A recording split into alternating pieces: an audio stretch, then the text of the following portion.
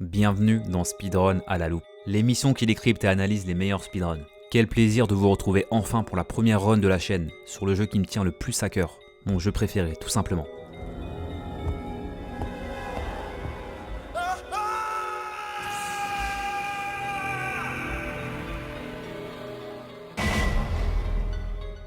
Sorti en 1996 sur PlayStation 1, Resident Evil est un jeu de survie horreur emblématique développé par Capcom.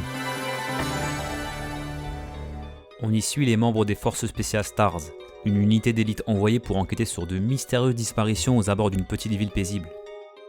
D'abord à la recherche d'une équipe précédente ayant cessé de donner signe de vie, ils se retrouvent rapidement pris au piège, fuyant l'attaque d'une créature aussi terrifiante qu'inconnue.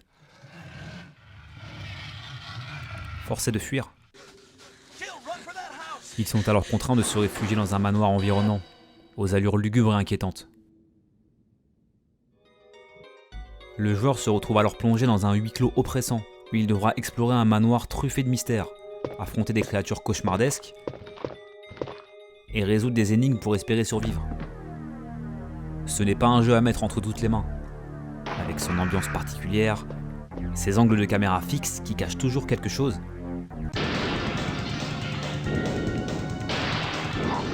et son inventaire limité qui obligeait à gérer ses ressources avec précision. Resident Evil m'a fait découvrir une horreur vidéoludique à la fois fascinante et macabre.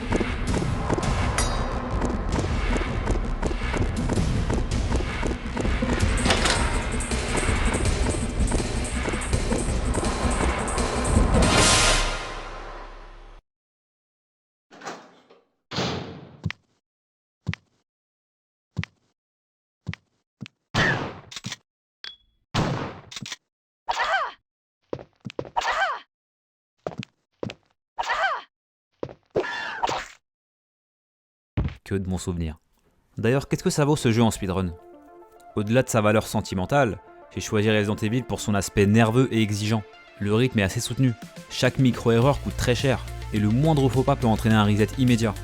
Et surtout, ce jeu repose sur de nombreuses énigmes. Un objet récupéré dans l'aile est du manoir devra être utilisé à l'opposé.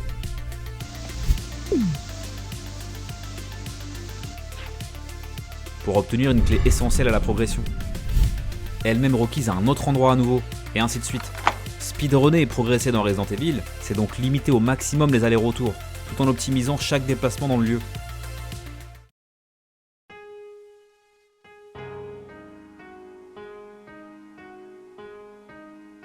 Pour obtenir le record du monde sur un jeu comme ça, il ne faut quasiment aucune fausse note.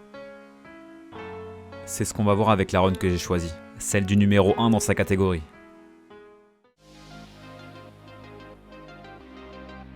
Le runner, c'est Amo. Premier au classement et invaincu depuis 3 ans, il a pas mal de premières places sur les différentes catégories de Resident Evil, catégorie qu'on verra juste derrière, mais il tient aussi la dragée haute sur le deuxième et le troisième opus. Le genre de speedrunner bien engagé, qui cherche à établir et conserver un palmarès prestigieux sur les années. Et sur plusieurs jeux différents, franchement c'est pas rien. Plutôt discret sur la run qui va suivre, cette dernière ne contient ni sa voix ni sa caméra. On sera complètement immergé dans son gameplay, que je prendrai plaisir à analyser. Pour la catégorie donc, on va jouer en any% NMG, pour No Major Glitches, sans bug majeur. C'est la catégorie la plus populaire. Contrairement à l'autre catégorie existante, la MG, dans laquelle on a le droit de faire des exploits un peu plus poussés. Comme ici, on crée un positionnement ambigu vis-à-vis des plantes tentaculaires qui sont juste là, pour qu'elles nous repoussent dans la mauvaise direction, permettant ainsi de récupérer la clé gratuitement. Sans avoir à accomplir la tâche évoquée précédemment, vous vous souvenez? Ça a l'air intéressant sur le papier, mais cette catégorie n'est en fait pas très populaire, car les bugs en question sont non seulement très durs à réaliser, mais en plus, ils peuvent littéralement faire bugger le jeu s'ils sont mal faits. Vous allez voir, c'est jamais vu celui-là.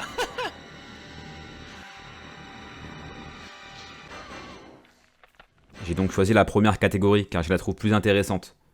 D'ailleurs, la run va bientôt commencer. Mais il nous reste une dernière chose à éclaircir, le concept de speedrun à la loupe. La run se déroulera comme si elle était jouée en direct, en temps réel, exactement comme si le runner la streamait devant vous. En plus de l'interface habituelle affichant le chrono et les splits, vous aurez également accès à l'interface spéciale de SRL.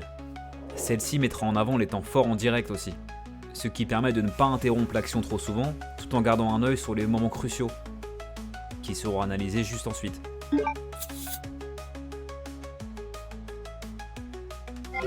Enfin, j'avancerai la run dans certains passages moins essentiels ou déjà expliqués, afin de me concentrer uniquement sur les moments importants, et il y en a beaucoup en plus. Alors, installez-vous confortablement et découvrez comment ce monument du jeu vidéo se termine en seulement 38 minutes et 4 secondes. C'est parti.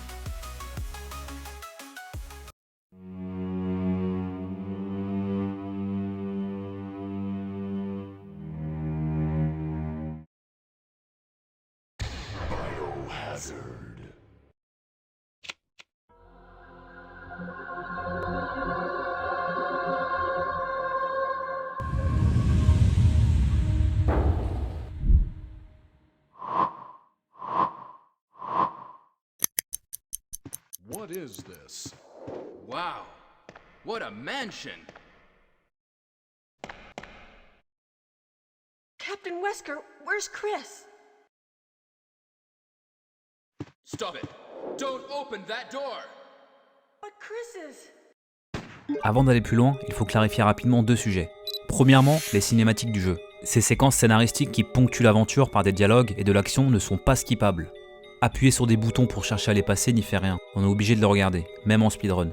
C'est d'ailleurs un sujet polémique dans la communauté concernant ce jeu. Certains trouvent ça trop ennuyeux de devoir se coltiner sans arrêt les cinématiques du début de jeu. Il n'y en a pas tellement en soi, mais quand on commence une run à l'infini, ça peut devenir redondant de repasser par ces dialogues qu'on a vus des centaines de fois.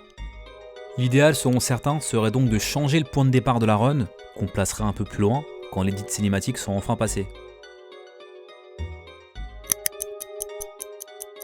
Pour l'heure, on laissera ces visuels scénaristiques pour s'imprégner du scénario du jeu, et je les avancerai quand elles seront moins pertinentes, on va dire. Le deuxième point concerne la localisation du jeu. En effet, ce dernier est sous-titré en japonais. Dans le monde du speedrun, il est fréquent de voir les joueurs opter pour les versions japonaises des jeux. Cela s'explique par le fait que les caractères japonais sont plus compacts que les alphabets occidentaux, ce qui réduit le temps de lecture des textes à l'écran et permet de gagner de précieuses secondes. Dans Resident Evil, le jeu étant doublé, ça ne fait pas gagner de temps pendant les cinématiques, mais plus tard dans l'inventaire par exemple. Les descriptions des objets étant plus condensées, on peut plus vite les saisir ou s'en débarrasser.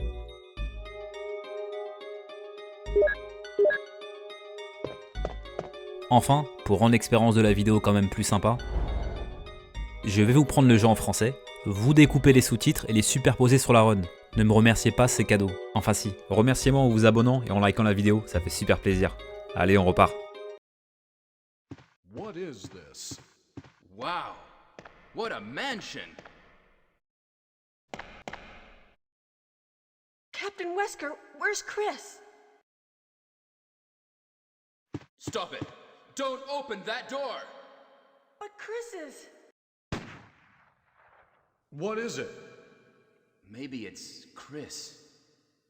Now, Jill, can you go? I'm going with you. Chris is our old partner, you know. Okay, let me handle this. Stay alert!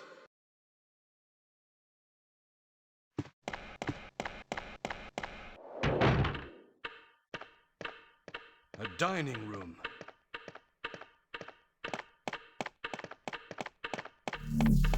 What? What is this? What is it? Blood. Jill, see if you can find any other clues. I'll be examining this. Hope this is not Chris's blood. Le gameplay va bientôt commencer, alors profitons-en pour l'expliquer comme il faut. Mais déjà, attardons-nous sur les portes. Ah, ces fameuses portes. Ce moyen ingénieux trouvé par les développeurs du jeu pour instaurer la peur. La peur de ce qu'on pourrait trouver juste derrière.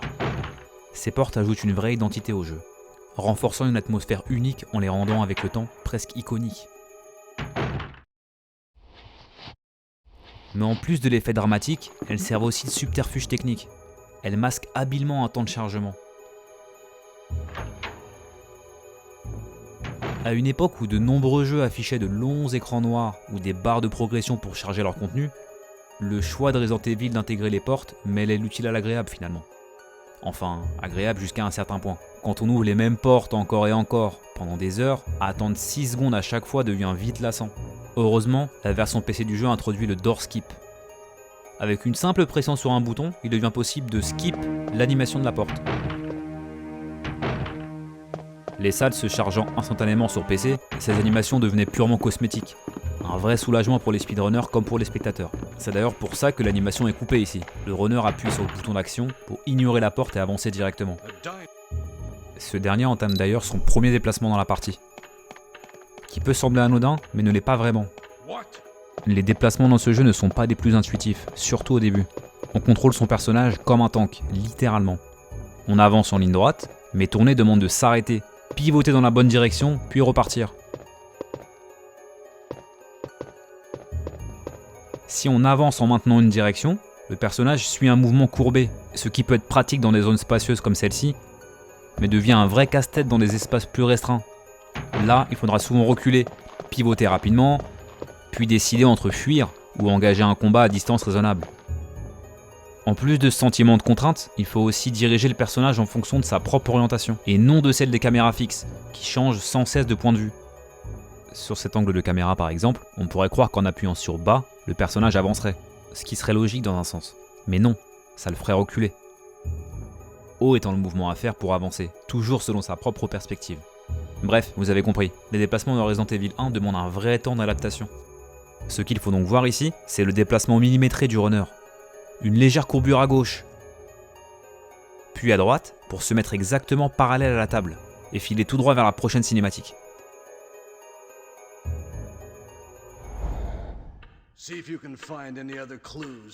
Barry nous invitant à aller jeter un œil aux alentours, le gameplay peut enfin commencer. Attention, ça va vite.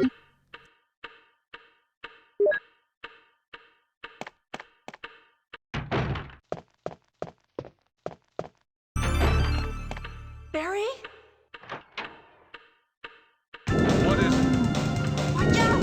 It's a monster! Let me take care of this.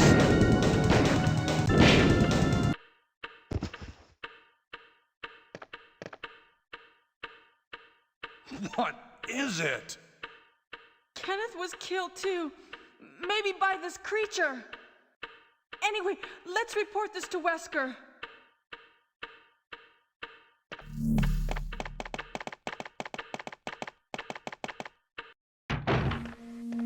Wesker! Help me look for him, Jill. And don't leave this hall for the time being.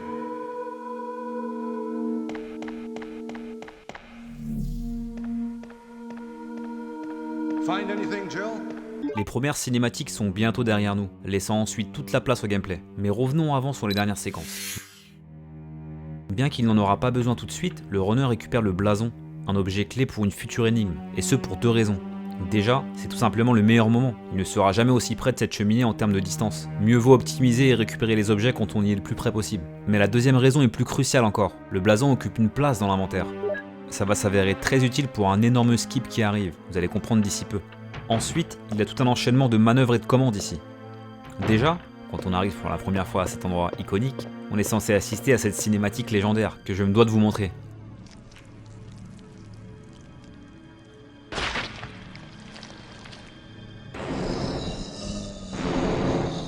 Bien que les cinématiques du jeu ne sont pas skippables, on peut skip celle-ci, et toutes celles qui s'apparentent à des mini-films, comme la scène d'intro que le runner a skippé plus tôt d'ailleurs. Après avoir bourriné le bouton d'action pour skip la cinématique donc, ce dernier entame ensuite des déplacements millimétrés pour fuir l'ennemi, un pivot circulaire pour faire demi-tour, qu'il relâche au bon moment pour avancer vers la porte. S'il tourne trop, il perd du temps. S'il ne tourne pas assez, le mur d'en face entrave la trajectoire. C'est très précis. Tout ça, c'est des petites optimisations qui font gagner des microsecondes. Mais c'est bien de ça dont il s'agit en speedrun, ne rien laisser au hasard et gratter tout ce qui est possible. D'ailleurs, vous remarquerez qu'il emprunte la porte avant même de pouvoir la voir. Le trigger de cette dernière étant accessible avant que le plan de caméra change. Mais au fait, pourquoi fuir? Évidemment, il n'y a aucun intérêt à combattre les ennemis dans le jeu. C'est long.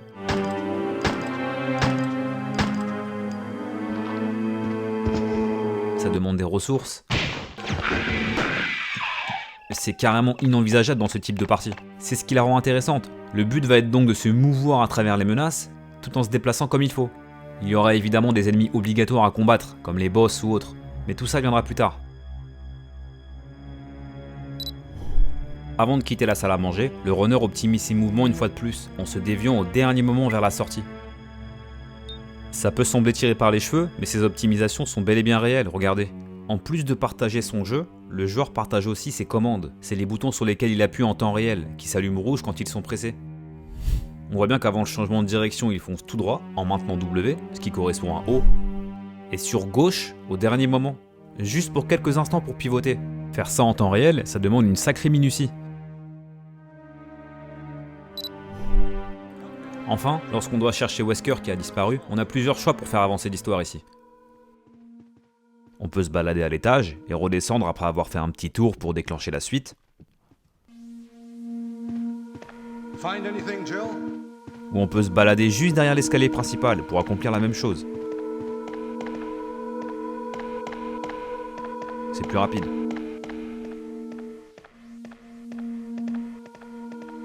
Find anything, Jill? Le runner choisit évidemment la seconde solution en faisant le minimum syndical. Il va au fond et recule tout simplement lorsque l'angle de caméra change. Clicks Gaming, un des pionniers du speedrunning sur Resident Evil, montre qu'il est possible de faire mieux que ça encore. C'est très difficile, mais si on arrive à bien positionner Jill et la faire reculer pile au bon moment, le changement de caméra n'a même pas le temps d'avoir lieu. Oh my god, that was perfect. frame perfect. Si on compare avec la run en cours, ce genre de petite prouesse fait gagner à peine une image ou deux, insignifiant a priori mais nécessaire si on veut faire la run parfaite. Something happens. Let's meet up in this hall. This time I'll be there.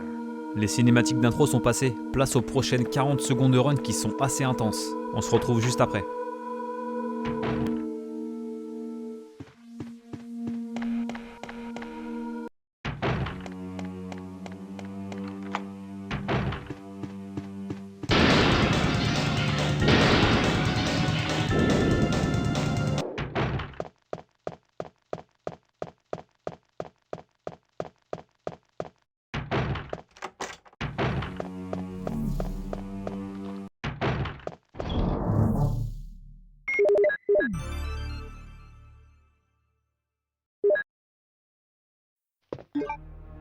La run démarre sur les chapeaux de roue, focus sur ses premières séquences assez nerveuses.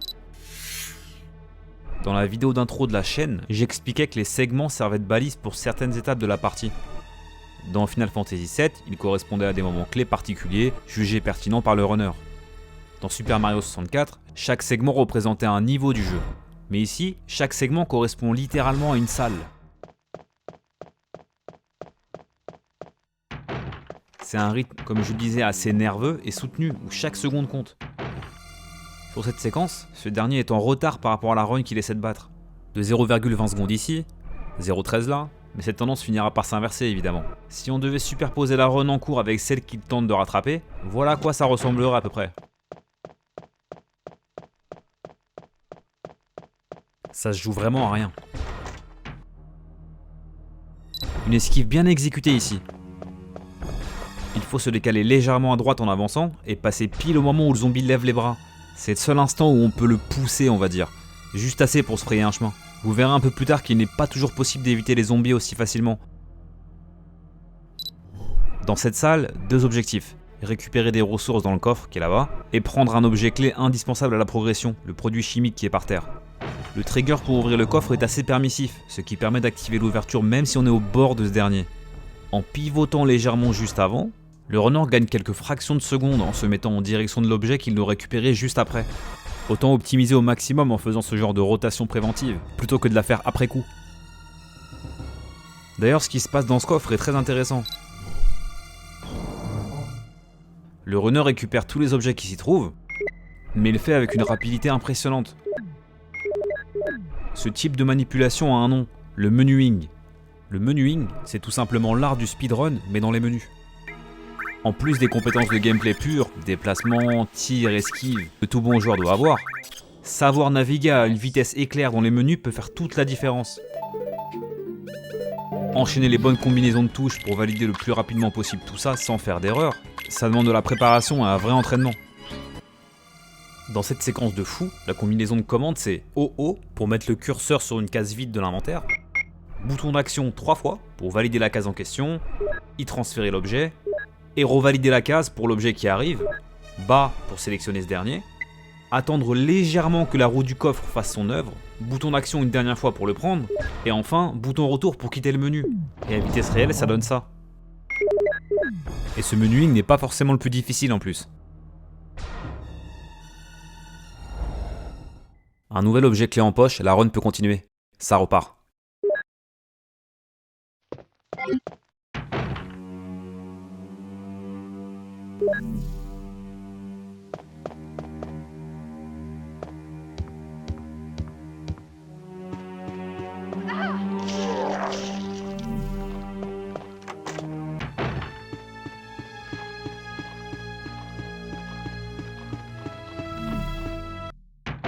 Barry!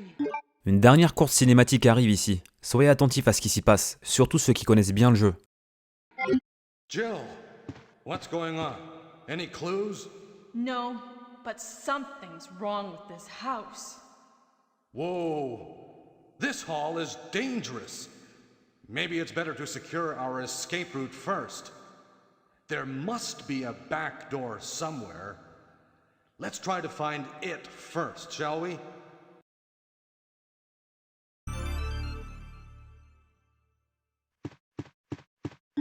Alors, patience. Voyons d'abord les petites optimisations qui mènent à ce skip. En sortant de la salle du coffre, Amo s'arrête pour récupérer une herbe médicinale. Un petit détour qui fait perdre du temps quand même, alors qu'il n'utilisera même pas cet objet en plus. Mais ça fait partie des choses qui seront expliquées à la fin de cette séquence, vous allez voir, ça vaut le coup. Ce zombie n'est pas évitable. Déjà parce que le couloir est trop étroit, trop difficile à manœuvrer, mais surtout il nous fait face directement. Pas possible donc de le leurrer d'une façon ou d'une autre, comme on l'a vu avant. Le runner privilégie donc le fait de se faire croquer, ce qui lui permet après ça de le repousser et de passer. Il perdra un peu de vie au passage, mais c'est dérisoire, et c'est toujours plus rapide que de le tuer ou de tenter une quelconque manœuvre. Vous remarquerez d'ailleurs qu'il appuie sur tous les boutons à ce moment-là. Quand on se fait attraper dans le jeu, si on touche à rien, on continue de se faire croquer pendant pas mal de temps. Sauf si on se débat en quelque sorte. En appuyant sur tous les boutons, ça réduit le temps de prise et permet de se dégager plus rapidement. Ce zombie par contre est esquivable, et c'est d'ailleurs une des esquives les plus dures du jeu. Il faut suivre une courbure bien précise pour se retrouver à longer le mur, pas complètement parallèle à ce dernier non plus, mais un peu en biais, jusqu'à ce repère visuel à peu près, et prendre la tangente inverse au dernier moment, pour le duper un peu. C'est assez millimétré, ça ne marche pas toujours.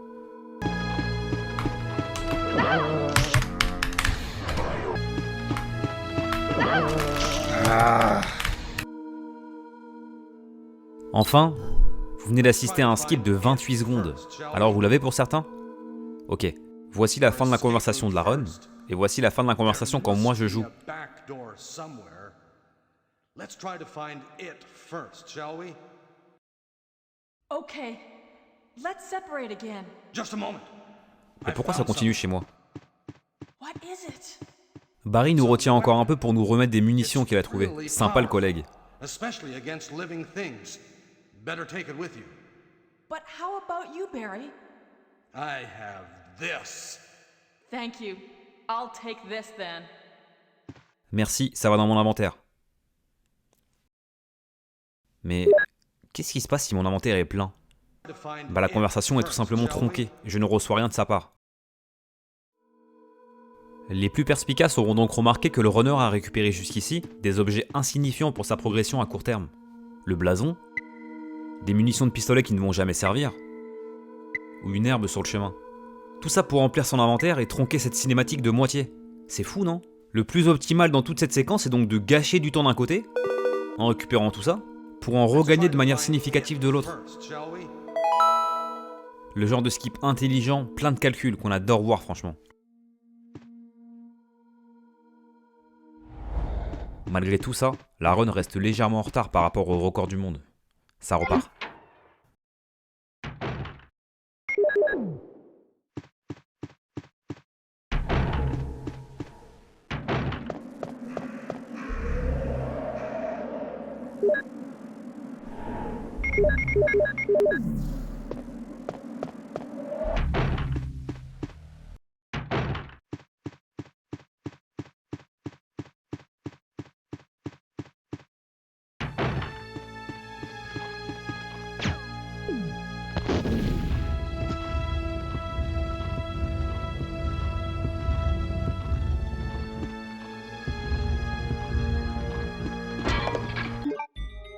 Jetons un œil sur les dernières actions menant à la première confrontation du jeu.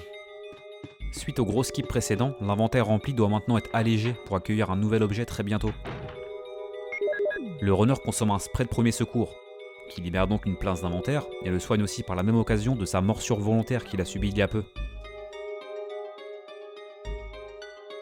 L'arme unique de la run est récupérée, le lance-grenade.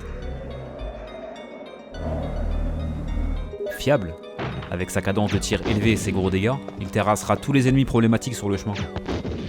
Il faut faire attention à ne pas trop s'avancer ici en le récupérant, au risque de déclencher cette petite interaction, qui ferait évidemment perdre trop de temps pour continuer la run.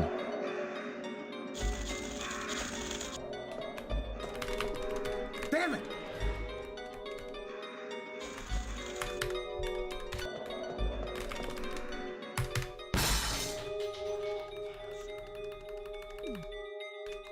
Sa nouvelle acquisition en poche, il en profite pour libérer une nouvelle place d'inventaire, en combinant les 2 chargeurs inutiles et en s'équipant ensuite de l'arme très rapidement.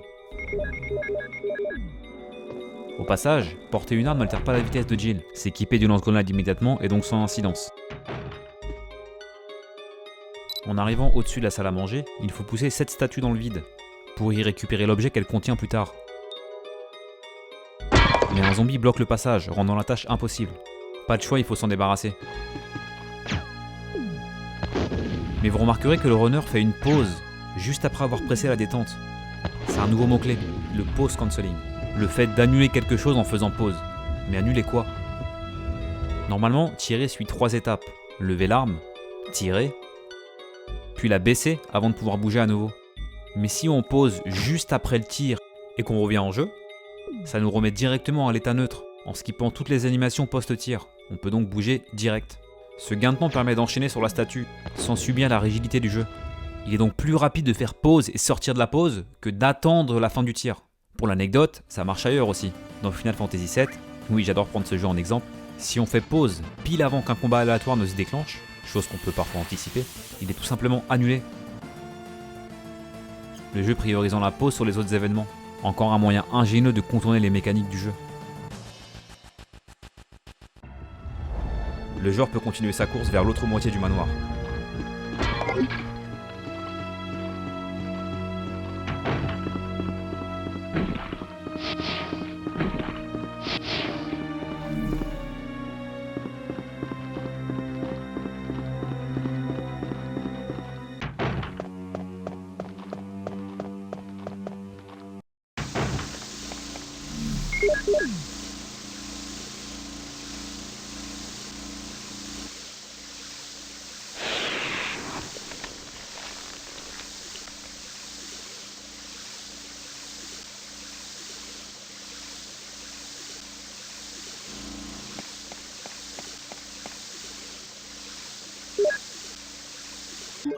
Des séquences plutôt orientées sur les déplacements ici, voyons voir.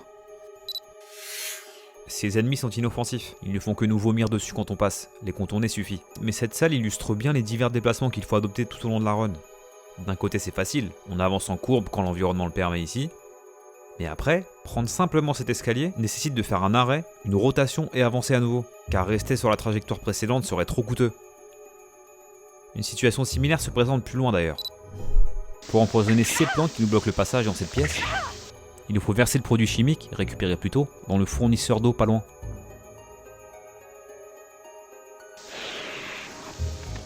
La disposition de la salle n'est pas facile, et c'est un petit challenge de se mouvoir efficacement pour se retrouver devant le trigger du réservoir. L'idée est donc de faire un mouvement arqué millimétré pour s'en approcher, s'arrêter au bon moment, s'avancer un peu avec minutie et tenter sa chance. Le défi ici est de ne pas trop se déporter vers la droite, au risque de déclencher ce changement de caméra qui fait perdre du temps. Les déplacements sont vraiment un défi de chaque instant, même sur des salles qui semblent plutôt anodines.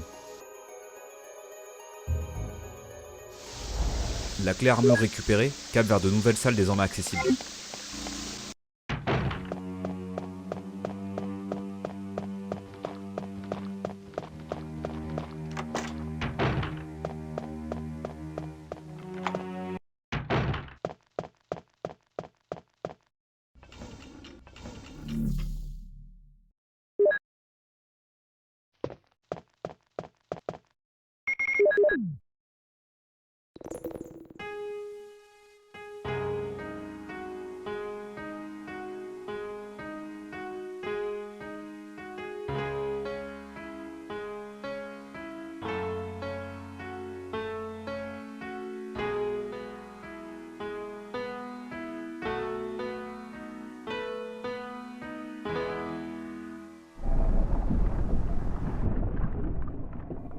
Une phase de jeu assez poussée qui tournait autour des énigmes vient d'avoir lieu. Débrief. Pour jouer du piano et résoudre l'énigme du blason, il faut avant tout récupérer la partition musicale cachée juste derrière ça. On avance sur le côté et on pousse l'armoire automatiquement. En plus, on peut arrêter de pousser quand on veut.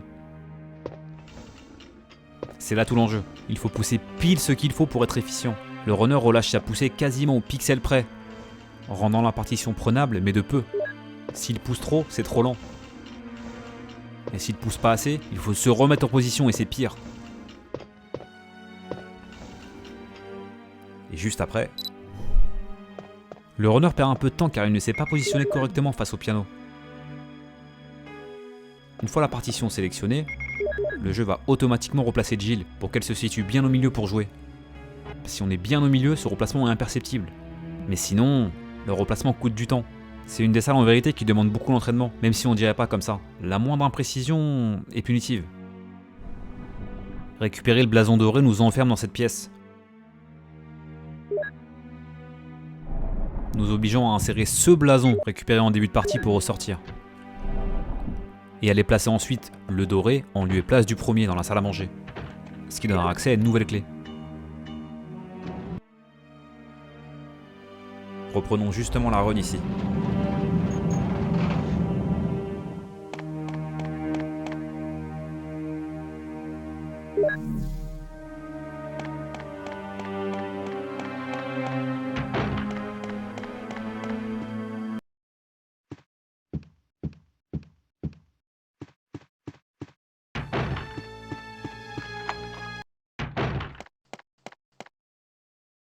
Richard, what happened? Oh, Jill, this house is dangerous. There are terrible demons. Ouch! You're wounded. What kind of demon attacked you? It was a huge snake and also poisonous. Poisonous? Richard, hold on. There is serum. Oh no, I should have brought some with me. No problem. I'll go and get it. Thanks.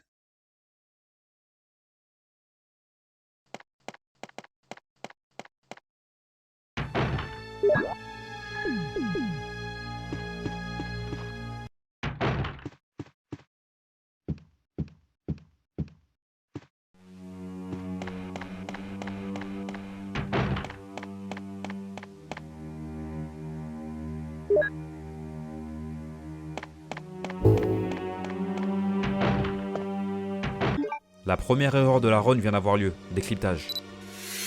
Bien qu'un objet soit désormais accessible derrière l'horloge, le runner choisit d'abord de récupérer le diamant bleu, tombé plutôt avec la statue. Sachant qu'il repassera bientôt par ici pour le sérum, il est plus optimal de suivre cet ordre, There is serum. puis de récupérer l'autre objet en revenant.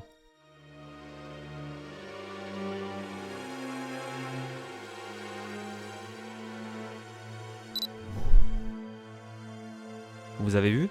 Jusque-là positif au temps et faisant un quasi sans faute, le runner commet sa première erreur. Ce dernier pensait avoir pivoté suffisamment pour se remettre en chemin, mais il se retrouve à buter sur l'horloge et perd de précieux dixièmes de seconde, non seulement à en prendre conscience, mais de se remettre en selle. Passant de 0,80 centièmes de seconde en avance à 0,06, quasi rien. Ça n'est malheureusement pas la seule erreur de la run, vous verrez.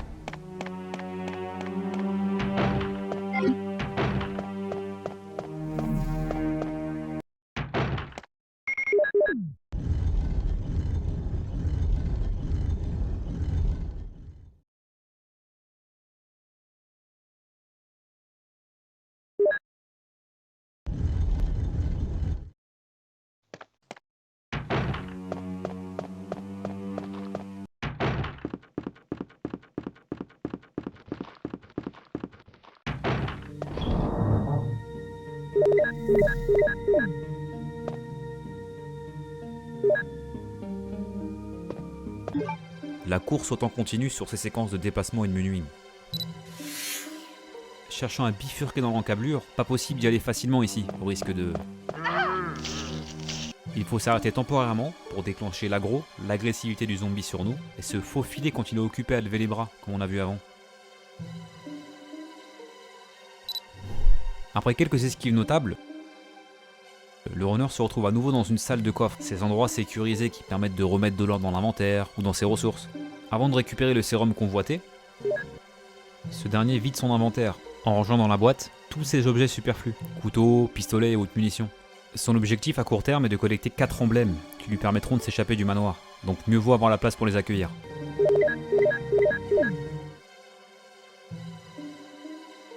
Le sérum en poche, il faut retourner au plus vite sauver Richard.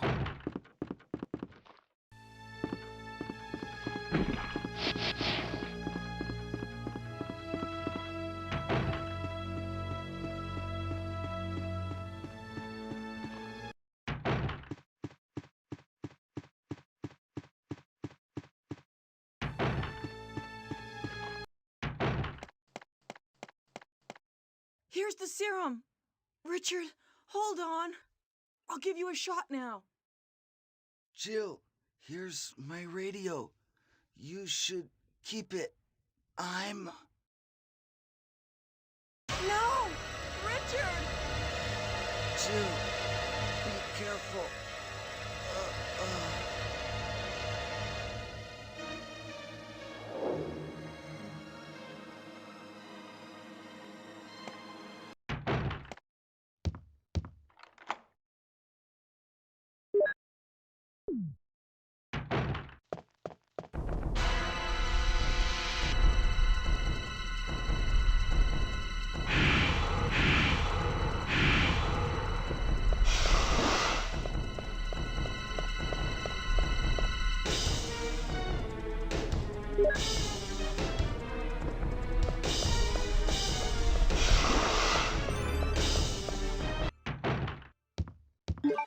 Une séquence très chaude vient d'avoir lieu, mais avant, il faut parler de Richard. Dans la même équipe que Kenneth et Forrest, Richard se trouve être le seul survivant des lieux dans ce scénario. Bien que le joueur ait speedrunné pour récupérer le sérum et lui rapporter, Here's the serum. Richard, hold on. I'll give you a shot now. Jill, here's my radio. You should keep it. I'm... ce dernier ne pouvait en réalité pas être sauvé, il était condamné. Richard! Jill, be careful. Fun fact, il est possible de skip cette cinématique si on met trop de temps à aller récupérer le sérum.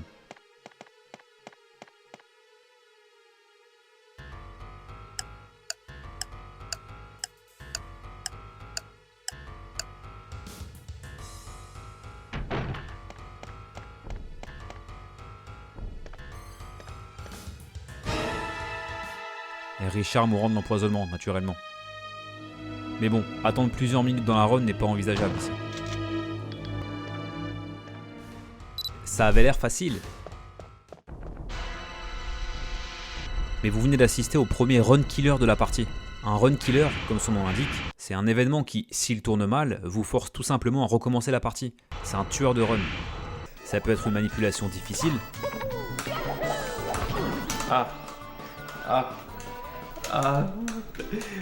Un boss qui fait la pire attaque plusieurs fois d'affilée.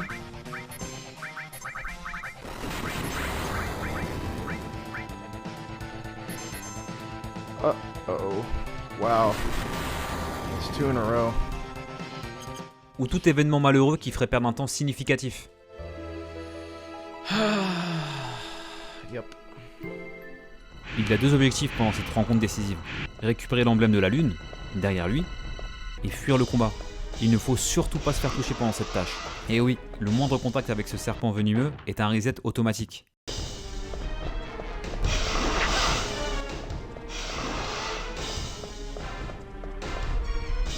L'empoisonnement qui en découlerait déclencherait une cinématique à la sortie de la salle.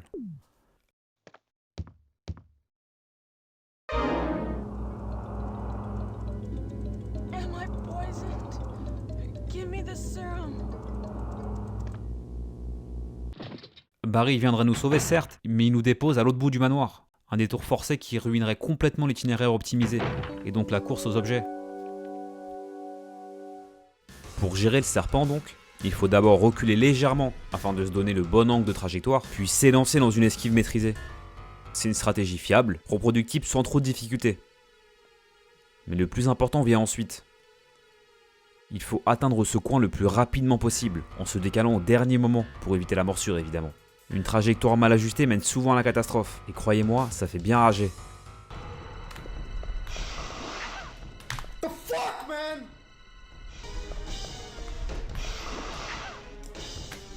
What, man? What?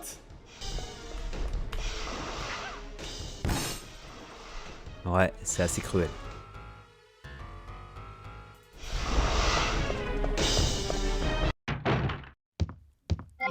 Plus d'une seconde en avance sur le record, une belle run se joue là.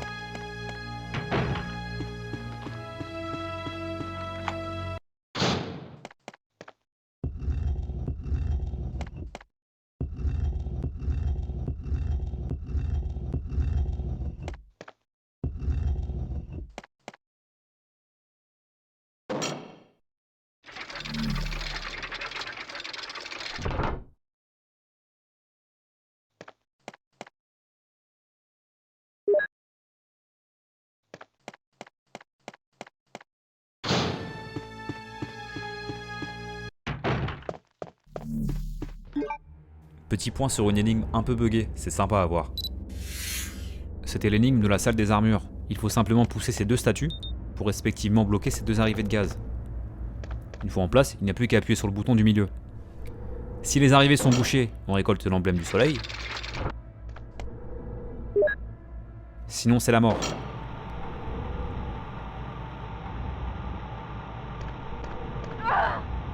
Bon, on peut quand même sortir de la salle et revenir pour la recommencer. Bizarrement, l'énigme se valide tout de même alors qu'Amo ne pousse pas la statue complètement. Visuellement plus gros, le trigger de validation était en réalité plus petit qu'il n'y paraît. Le runner choisit comme d'habitude de ne pas pousser plus que nécessaire pour économiser des centièmes. Pareil sur le deuxième, la statue n'est pas exactement alignée avec le trou, elle devrait être par là. On voit bien ici que chaque pièce a été étudiée pour les rentabiliser au maximum.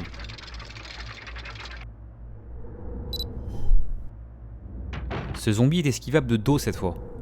Il faut avancer vers lui et se déporter au dernier moment pour passer. Le fait de s'approcher déclenche son aggro, qui le fait pivoter toujours dans le sens gauche. Se déporter donc légèrement à droite avant le contact permet d'être dans son dos. Impossible de se faire choper dans ces conditions.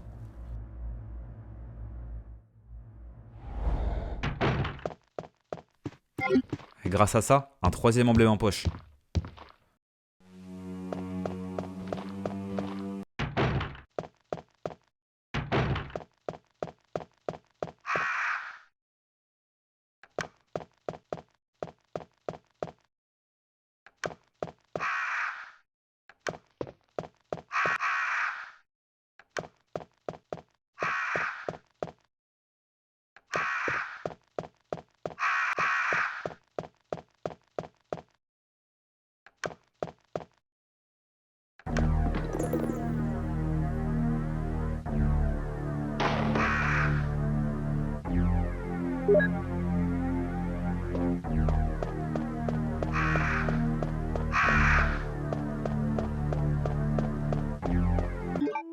Ceci est l'énigme de la salle des portraits. Chaque tableau illustre une étape de la vie d'un homme, de sa naissance à sa vieillesse. L'objectif ? Activer les portraits dans le bon ordre, en suivant le cours du temps, jusqu'au dernier, qui révèle l'emblème à récupérer. Mais attention, une erreur d'ordre et les corbeaux attaquent, obligeant à sortir et recommencer. Le runner ne réalise pas l'énigme parfaitement ici. Au moment de valider ce tableau, il appuie sur gauche par réflexe, pensant déjà à sa prochaine manœuvre, ce qui déplace le curseur sur non au lieu de oui. Une erreur minime, mais qui doit rectifier en vitesse en resélectionnant oui et valider. Ça lui coûte 30 centièmes de seconde quand même. La précipitation encore une fois a joué contre lui. La run reprend sur un second post-cancel shot, on y va.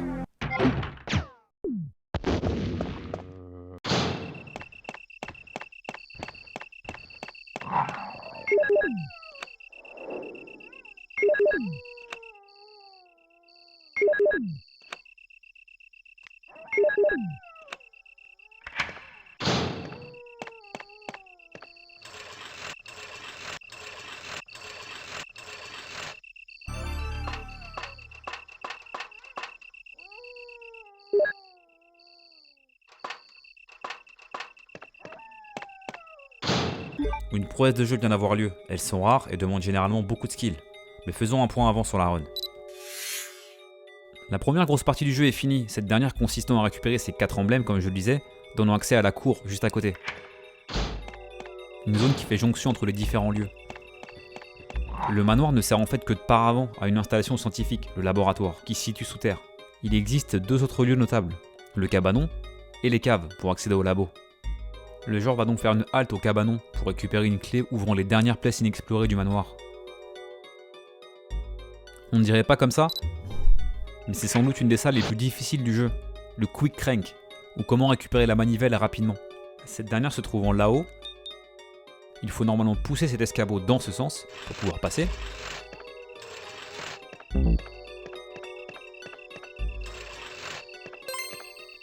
Puis dans l'autre pour atteindre l'établi et récupérer l'objet. Mais vous voyez qu'au lieu de pousser l'escabeau comme il faut, le runner court à travers, lui faisant comme traverser ce dernier et se retrouve direct dans la bonne position pour accomplir la poussée suivante. C'est une manœuvre ultra risquée qui demande un positionnement précis et surtout de courir. Et ça peut rater, car si on s'insère trop loin de la position voulue, on ne peut plus revenir. Ce qui nous forcera à faire le tour à nouveau et retenter. Impossible à assumer pour faire un temps sérieux. Une fois dans la position idéale donc, on pousse jusqu'au bout, et là, il faut encore se décaler au pixel près pour être au bord de l'escabeau, le trigger permissif nous permettant malgré tout d'y monter. Ces micro-déplacements ne peuvent pas être manqués, car ça peut mener à une perte sèche de temps. Oh, that was fucking terrible. C'est une des salles qui demande le plus d'entraînement, mais qui permet donc de skip une première poussée entièrement, et de récupérer un objet d'un bout de pixel.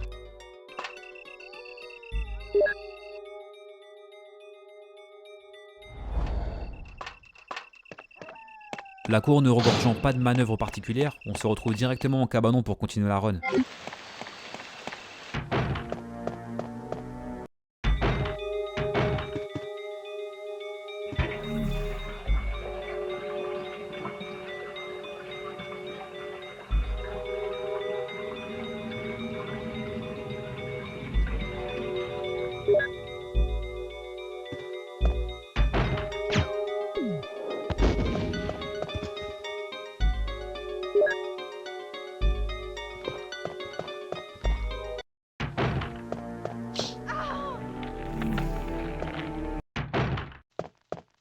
Les optimisations continuent de s'enchaîner à une cadence folle. Analyse.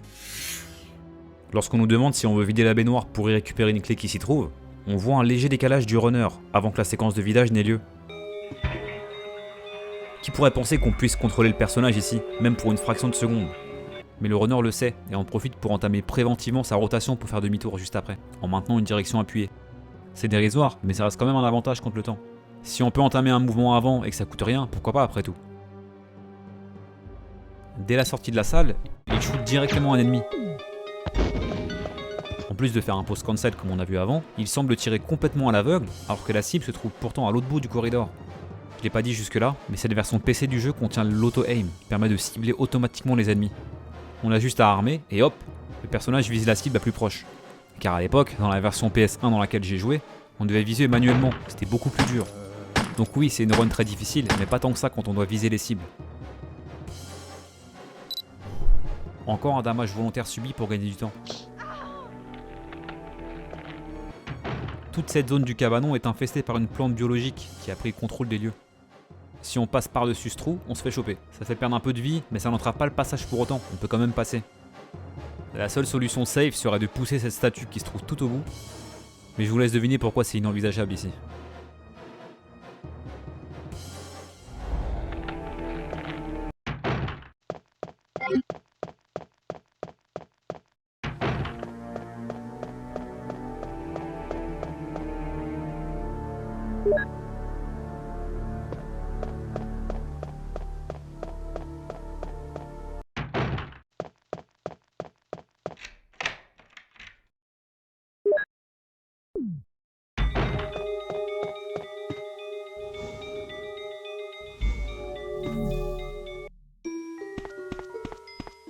La partie souterraine suivante, consistant à pousser des caisses pour se frayer un chemin et récupérer une clé, ne comporte rien de notable. On peut avancer jusqu'au retour ici. Mais avant... Une échelle se cache derrière ces commodes. À l'instar de la précédente qui cachait la partition, l'idée est de pousser le moins possible pour accéder à l'échelle, à peine à gauche, à peine à droite ne suffisent pas. Il faut aussi courir dedans et spammer le bouton action pour toucher le trigger du bout du pixel. Le jeu est quand même ultra permissif, malgré la complexité apparente de certaines tâches à faire.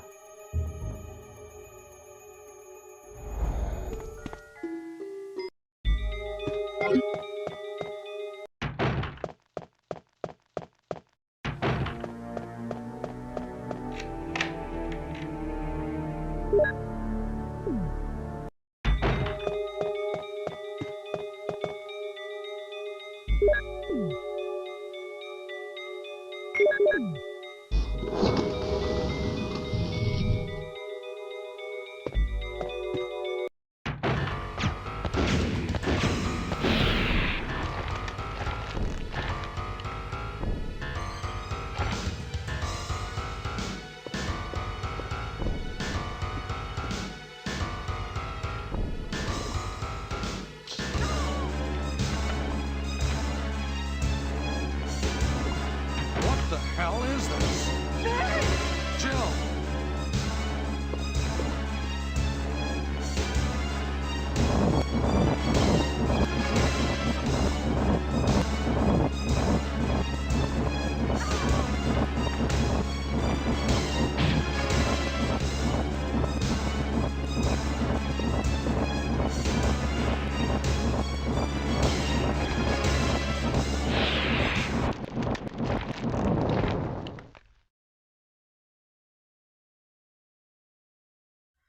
You saved me! Yeah, That was close. Thanks, Barry. don't mention it. What a monster. I can't believe... What the hell is this place anyway?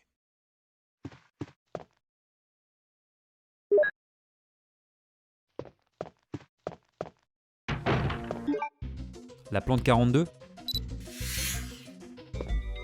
Ce boss obligatoire pour récupérer un objet dans la cheminée se fait oblitérer en seulement 3 coups. Plutôt pratique, parce qu'il faut rappeler que le runner ne possède que 6 coups à la base lorsque cette arme est récupérée. Un shot ici. Un là. Un autre ici. Et 3 dons pour ce combat. Une optimisation de ressources aux petits oignons. J'ai expliqué avant qu'il avait la visée automatique, donc pas possible de rater ici en soi. Mais une fausse manip qui aurait fait rater un shoot par exemple, aurait signé la fin de la run tout simplement, car plus à cette balle.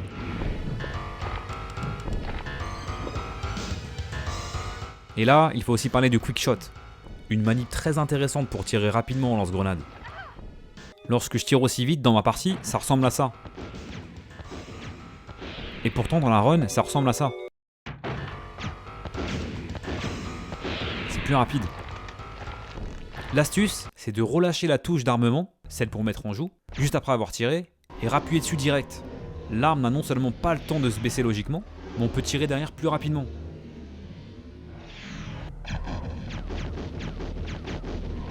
Mais attention à bien timer, parce que l'arme risquerait de se baisser effectivement, et là c'est beaucoup de temps perdu.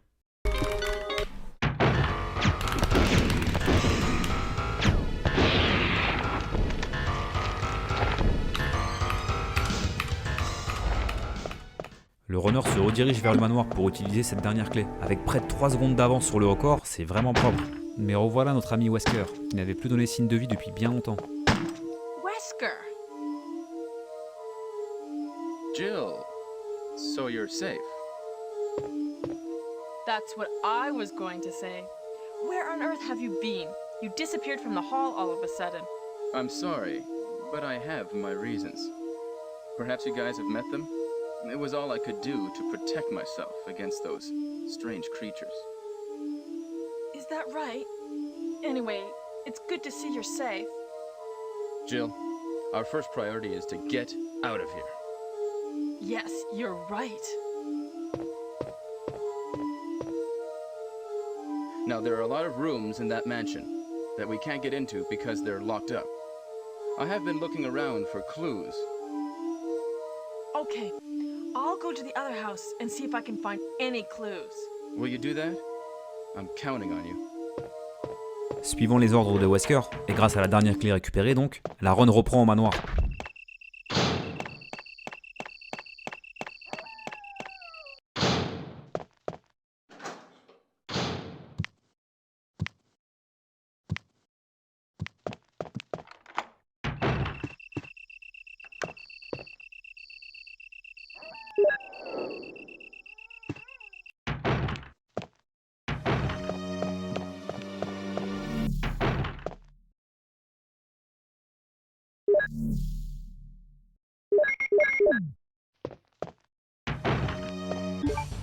À peine de retour, ça s'enchaîne pas mal. Une des premières salles ouvertes grâce à la clé casque permet de récupérer le livre rouge, indispensable pour débloquer l'accès au laboratoire un peu plus tard.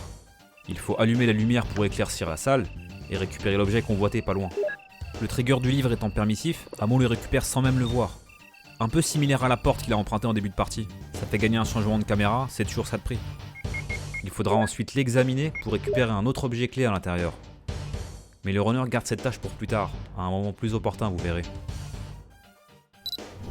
De retour au manoir, les zombies sont désormais remplacés par les hunters, ces bipèdes terrifiants qui peuvent vous exterminer en un coup. Ça change quelque peu l'approche qu'on avait des salles précédemment. Ici par exemple, le runner entame sa courbure après le changement de caméra pour avoir assez d'amplitude et être hors de la range de l'ennemi. S'il l'avait fait avant, c'était un hit garanti, et une perte d'une seconde facile.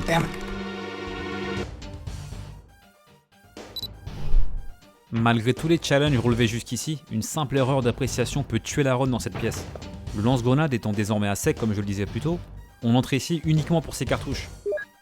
Le problème, c'est la disposition des ressources au sol, surtout leur proximité entre elles et avec le coffre. Le déplacement doit être parfaitement exécuté pour s'arrêter pile au-dessus de l'objet convoité. Trop à côté et c'est la catastrophe, on ramasserait accidentellement les cartouches de fusil inutiles pour la run, ou pire, on ouvrirait le coffre car le trigger est placé dangereusement près. Une erreur, aussi minime soit-elle, entraîne une animation inutile et une perte de temps critique. La run est bien engagée pourtant, avec ses 2,9 secondes d'avance, mais à ce stade, un fail de ce type n'est tout simplement pas permis.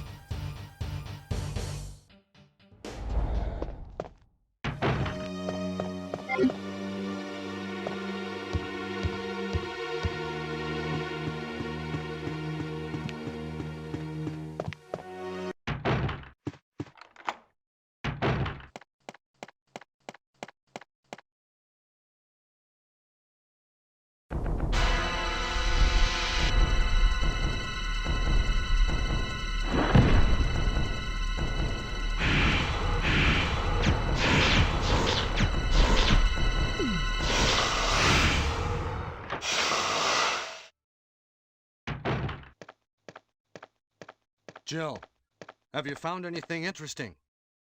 Yes, but I can't see very well.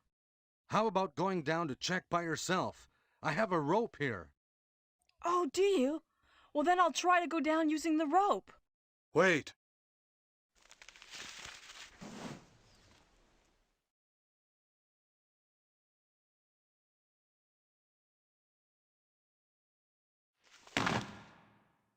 Hey, what's going on?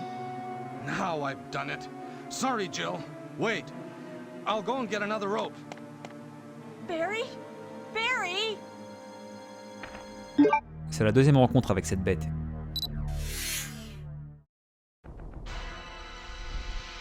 Et cette fois, il est impossible de fuir comme précédemment. Il faut donc 4 tirs pour le tuer, mais il est crucial de rester attentif à son comportement. La visée automatique se déclenche lorsqu'on lève son arme vers l'ennemi, mais elle ne suit plus la cible si elle bouge. Il faut ajuster. Si on tarde trop entre les tirs ou si on n'a pas de chance, le serpent peut bifurquer sur la gauche, ce qui obligera à ajuster. Il faut pas se louper. Une balle ratée sera catastrophique, car les 2 tirs restants sont indispensables pour la suite de la run. What? Après le coup de grâce, on est censé inspecter ce trou que le boss a fait précédemment pour continuer l'aventure.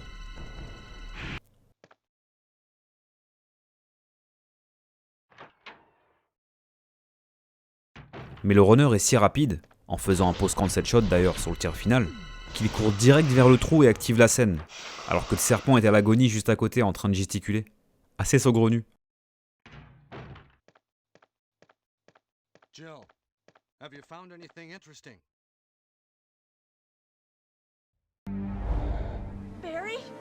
Pas le temps Barry? d'attendre que Barry vienne à sa rescousse, le runner continue sa route.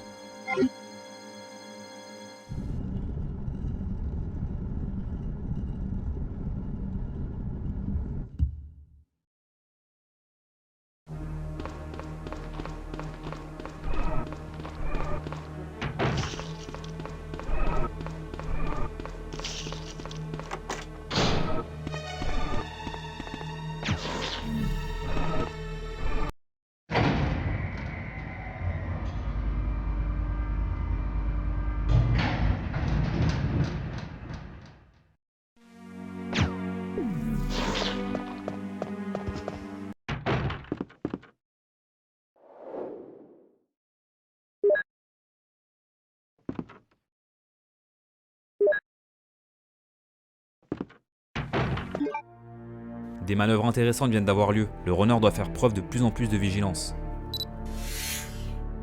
Il faut faire attention à ce zombie, car même s'il a l'air mort, il est en fait juste endormi. Il bloque le passage pour accéder à l'ascenseur, et nous mange les pieds automatiquement si on s'approche trop, donc mieux vaut l'éliminer. Vous remarquerez que le runner ne pose cancel pas son tir ici. Pour savoir si un zombie est réellement mort dans le jeu, il y a 2 indicateurs. Primo, une grosse flaque de sang apparaît une fois qu'il est à terre. Secondo, on peut passer au travers, car sa hitbox, sa représentation invisible en 3D a disparu. Contrairement à quand il est vivant, où les 2 indicateurs sont inversés. Pas de tache de sang, et on entrerait en collision avec sa hitbox si on essaie de lui marcher dessus, nous bloquant un peu la route. Enfin, lorsqu'on tue un zombie, sa hitbox ne disparaît pas directement, mais seulement après son animation d'agonie. C'est pareil pour celui-ci, aucun intérêt de faire un pause cancel shot pour gagner du temps, car son agonie lente nous entravera la route dans tous les cas. Ça se confirme d'ailleurs sur le zombie suivant. Après le tir, le runner court dans le couloir mais est légèrement retenu quand même. Il n'y a pas vraiment mieux à faire ici. Au passage, il utilise la dernière balle du chargeur de 6 récupérée dans la salle de coffre. 4 pour le serpent donc, et 2 là. Un usage de ressources toujours optimal qui fait plaisir. Enfin, c'est la dernière salle visitée du manoir, dans laquelle on récupère la batterie. Un objet qu'on va placer dans la cour pour descendre dans les caves.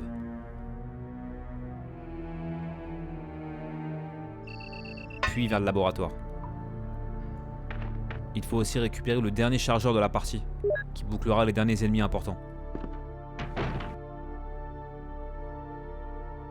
Direction la cour donc pour la dernière partie de la run.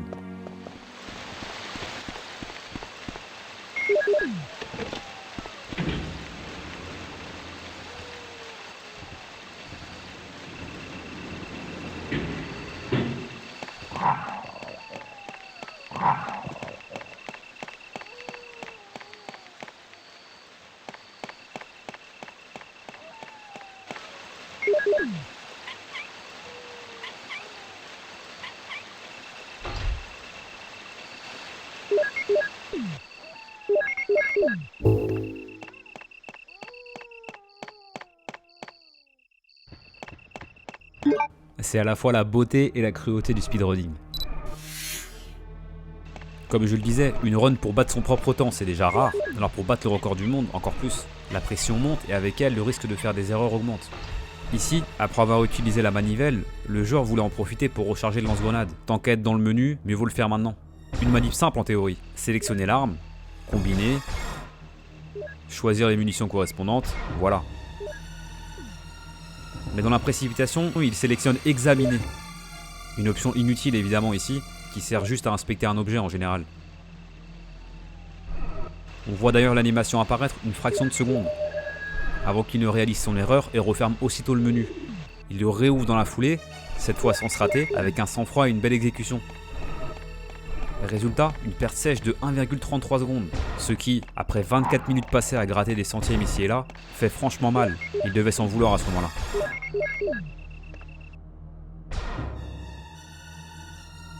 La run peut continuer dans les caves. Sorte de lieu qui fait jonction avec le laboratoire final. Malgré quelques péripéties scénaristiques, Is that Jill? Is that voice Enrico's? Listen, the stars are going to be finished soon. Someone is a traitor. Everything was plotted from the start by Umbrella.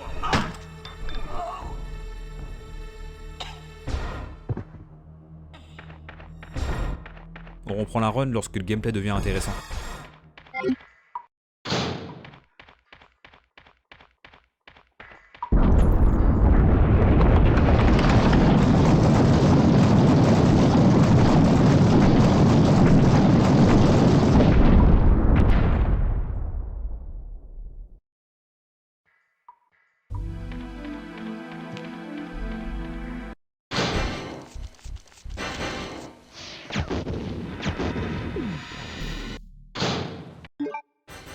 Jetons un œil aux premières énigmes des caves, plutôt intéressantes.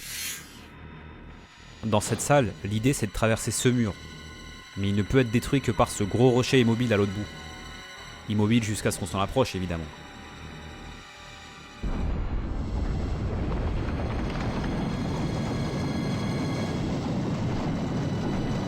Le jeu utilise un trigger, Une ligne invisible qui détecte quand on entre dans la zone dangereuse. Tant que je n'ai pas activé, rien ne se passe au retour. Mais une fois déclenché, le rocher s'abat sur moi. L'objectif en speedrun, c'est donc d'activer ce trigger le plus tôt possible, sans aller plus loin que nécessaire. Ah bon, ici c'est un peu trop avancé. On voit dans ma partie que je suis légèrement moins profond dans la zone. Et pourtant le trigger s'est bien activé. Donc même s'il a gagné des microsecondes ailleurs, il n'en a pas forcément gagné ici.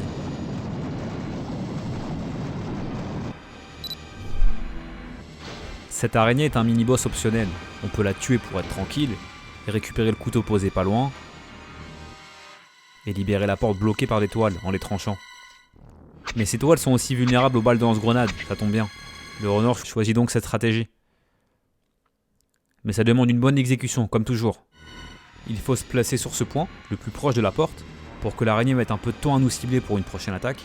Pendant ce court laps de temps, du coup, viser la porte, et ça veut dire rediriger la visée automatique, qui cible l'araignée par défaut, pour la replacer sur la porte, et tirer très rapidement 2 fois. Car si on est trop lent, l'araignée aura le temps de nous balancer un jet d'acide, qui non seulement fait perdre pas mal de temps, mais qui en plus a une petite chance de nous empoisonner. C'est pas une des salles les plus difficiles dans une run, mais elle demande une certaine rigueur.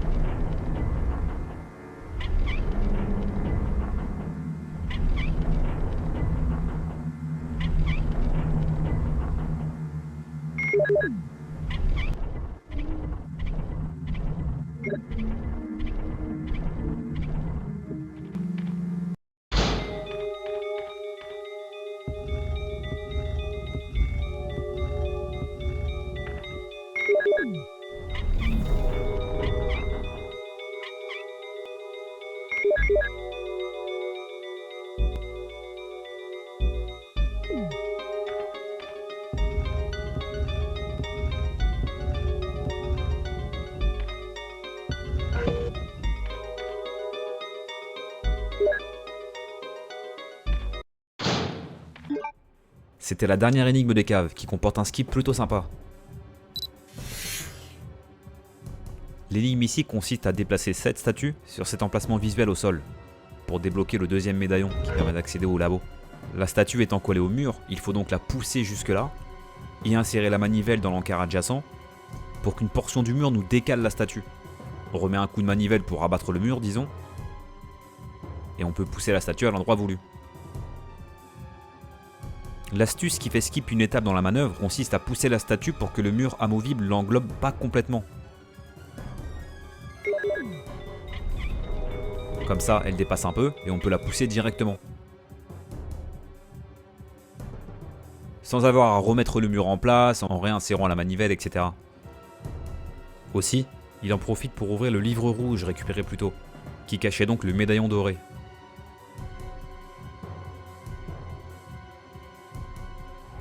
Le médaillon d'argent se trouvant lui dans le livre nouvellement acquis, il peut donc ouvrir la fontaine un peu plus loin, qui mène au laboratoire souterrain.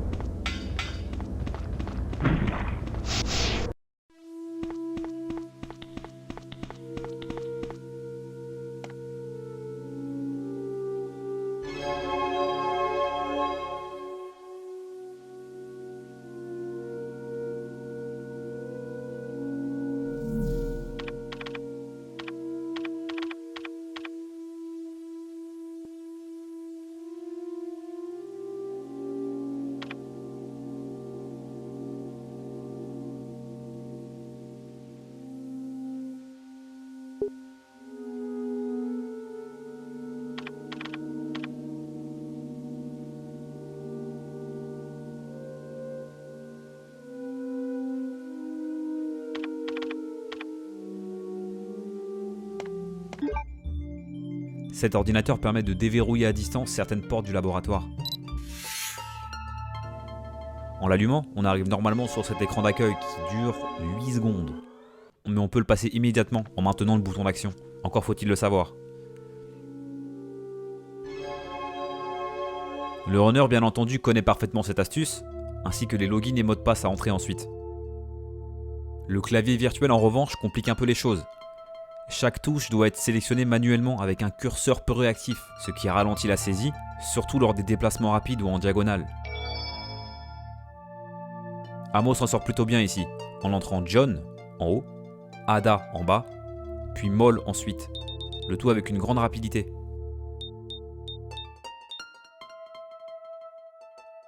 Mais une simple faute de frappe obligerait à rapidement sélectionner effacer et corriger. À ce stade de la run, mieux vaut rester parfaitement concentré, car la moindre erreur coûterait trop cher.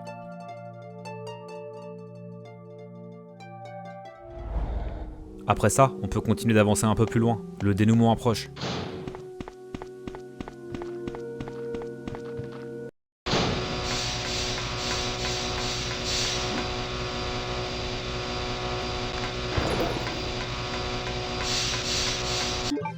Aïe, malgré presque 2 secondes d'avance, la run prend un léger coup de frein. Devant activer ce panneau, Amo commet la même erreur que précédemment, en se précipitant un peu, la pression du temps s'agrandissant toujours plus. Lorsqu'il doit valider en sélectionnant Yes tout simplement, ce dernier entame déjà son demi-tour sans avoir validé, ce qui bouge le curseur sur No, le force à corriger le tir et repartir. 0,47 secondes de perdu, ça ne pardonne pas. Cette manœuvre ayant servi à réactiver l'ascenseur, donnant accès au grand final scénaristique du jeu, Barry nous rejoint enfin.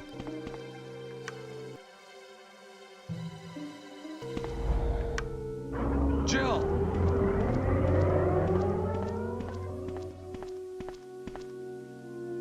I was looking for you. Barry. Jill, don't be angry.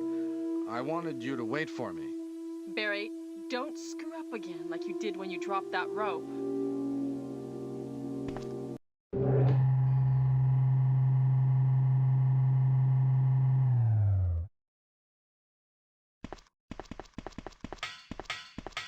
Wesker, You did a fine job, Barry. just as I thought. I think you should stay away from Barry, Jill. I hear that his wife and 2 daughters will be in danger if he doesn't do everything I tell him to. Petit point scénaristique avant la bataille finale.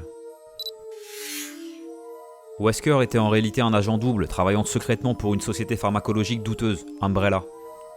Officiellement capitaine des Stars, il manipule son équipe pour les envoyer dans le manoir, où ils seront malgré eux des cobayes face aux créatures. Son objectif était de tester ces armes biologiques monstrueuses dans des conditions réelles et de récupérer les données pour les revendre. Moche. Dans sa vanité, il nous enjoint même à venir jeter un œil à leur création ultime, le tyran. Dans la run, cette cinématique se conclut ainsi. Better yet, I'm going to show you the tyrant. Alors que dans ma partie, comme ça. Better yet, I'm going to show you the tyrant. Cette différence aura une importance dans quelques minutes, vous comprendrez. All this power will be mine. For the sake of an awful creature? Don't be upset. All weak people exist to be eaten.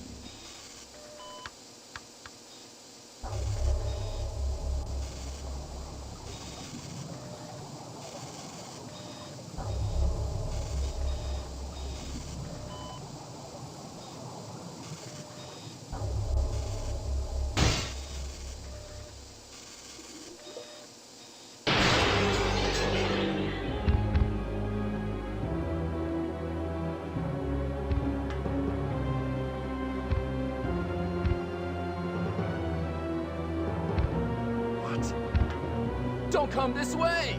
No!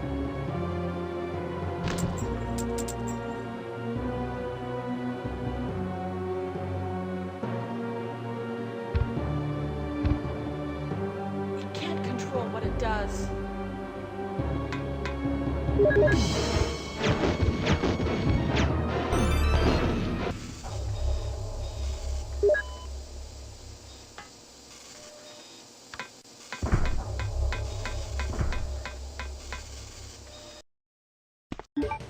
Un combat hors du commun, un régal. Ce combat n'est pas particulièrement difficile de base, car dans cette première rencontre avec le tyran, ce dernier marche lentement. Il est donc facile de tirer, se repositionner et enchaîner, ainsi de suite. Bien que l'environnement soit exigu et manque parfois de visibilité, ça se passe généralement bien, à condition de ne pas le laisser s'approcher.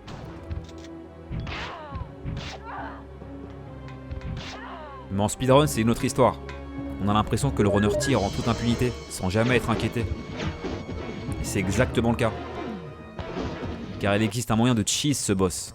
Cheese, ou cheeser un boss dans un jeu vidéo, c'est exploiter une faiblesse de l'IA, une faille que les développeurs n'ont évidemment pas remarquée.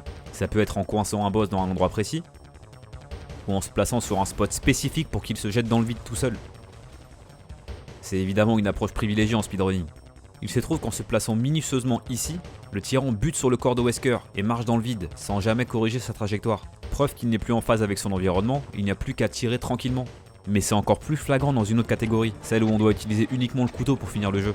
Il continue de marcher dans le vide, sans jamais réagir, c'est assez marrant. Au troisième tir qu'il achève, Amo saisit l'ultime clé du jeu, débloque la sortie de la salle et s'en va, alors que le tyran finit à peine de tomber.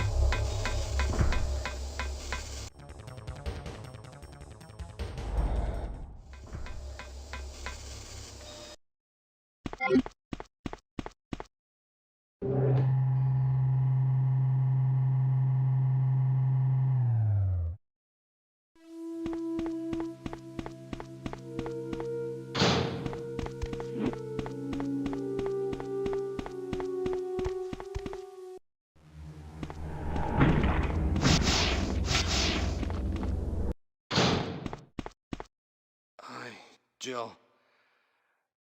It's you. Barry?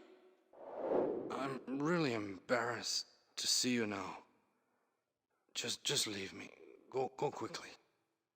It's over, Barry. Wesker's dead. Is that so? Jill, will you do me a favor? This is my last wish. Please give this photo to my family. Will you? Sure. Forgive me, Jill.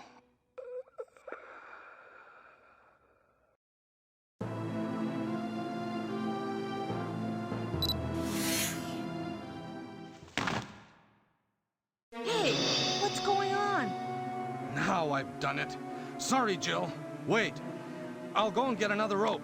Dans cette catégorie Any%, le plus rapide est de ne pas attendre Barry dans le trou après le combat du serpent.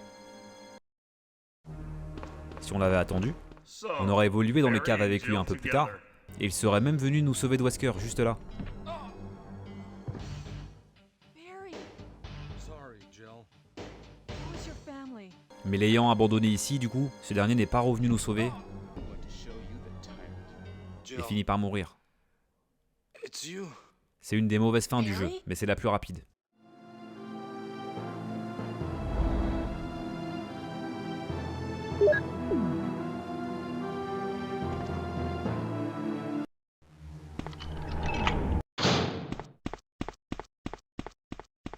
This is Brad. Running out of fuel. If there is anyone alive, contact me now, okay? This is your last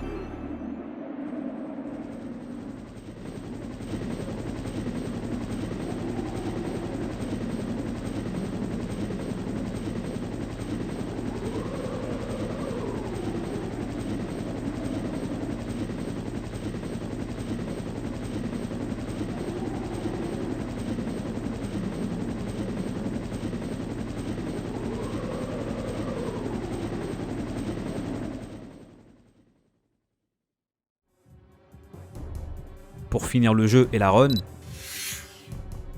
il faut récupérer la fusée de détresse ici, l'utiliser immédiatement, même pas besoin d'aller au milieu par exemple, et l'hélicoptère salvateur arrive, fin du game. En effet, dans ce scénario, le manoir n'explose pas, et la créature monstrueuse disparaît dans la nature. C'est une mauvaise fin plutôt inquiétante. Mais certains se souviendront peut-être qu'il est censé se passer autre chose. Dans le meilleur scénario, le tyran revient pour un ultime combat sur l'héliport.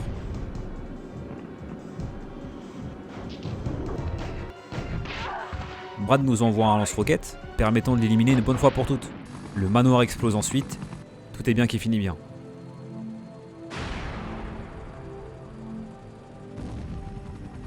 Allez, je vous la mets pour le plaisir.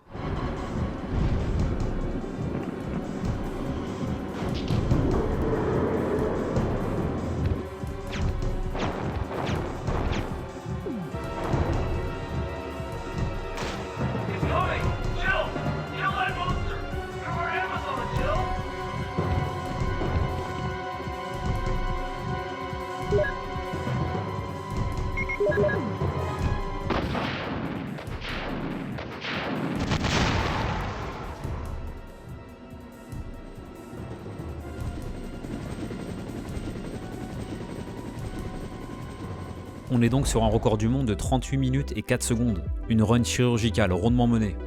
Malgré quelques erreurs ça et là, cette dernière s'est globalement bien passée, même si la concurrence reste rude. À l'heure où je publie cette vidéo, ce record est déjà égalé, ce n'est plus qu'une question de temps avant qu'un autre challenger prenne la première place. Amo se faisant d'ailleurs plutôt discret ces derniers temps. Et voilà, j'espère que vous avez apprécié les nombreuses explications et la pédagogie que j'ai essayé d'amener dans la vidéo.